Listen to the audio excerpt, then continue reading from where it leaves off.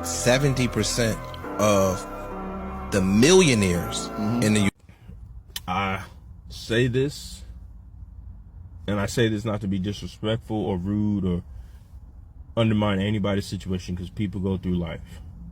But there's a strong difference in what you can pay for and what you can afford. I'll say it again. There's a strong difference in what you can pay for and what you can afford. So to give an example, let's say I want to buy a Mercedes AMG. The car is roughly $80,000 to $100,000 that I can remember. We'll just make it an even $100,000.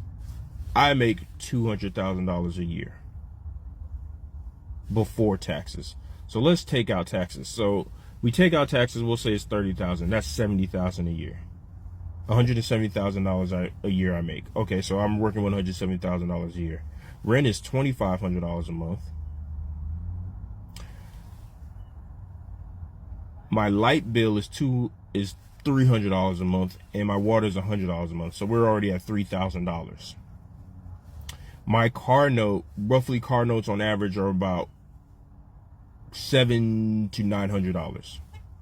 So we'll say $800 for a credit. So we're at $3,800 now. Let's say gas. I believe gas in that car is a premium. So we'll say over a month, I'll give it $200. So we're at $4,000 now. Your phone bill, typically your phone bill will say it's $300. If you got a whole family or whatnot, $300. So we're at $4,300. Your internet, $144. Groceries, typically what you're paying for groceries now is anywhere from $200 to $500 every 2 weeks. We're gonna go on the high end of $500 because you have a kid or a family. So we're at what, $4,800 now? We're at $4,800 now. I don't think I added in car insurance, health insurance, or any other expenses. So we'll make it about $5,500 of what you make, or what you pay in bills on the low end of the spectrum. If we round it down to 5,000, that is 60,000 a year you pay in bills, roughly. So that leaves you with about 110,000 left. Now, $200,000 is a lot. So on that grand scale of things, a person could pay for a Mercedes AMG, averaging everything out. But we know most people don't make $200,000. Hell, most people don't make $100,000. And that's not even adding in the cost of inflation. And I know I'm forgetting a lot of bills. If we added all that in with the cost of inflation, interest rates, and all that other stuff, you're probably bringing close to $90,000 home after you pay all your expenses, which is great. But like I said, most people don't make that. Most people don't even make $100,000 a year.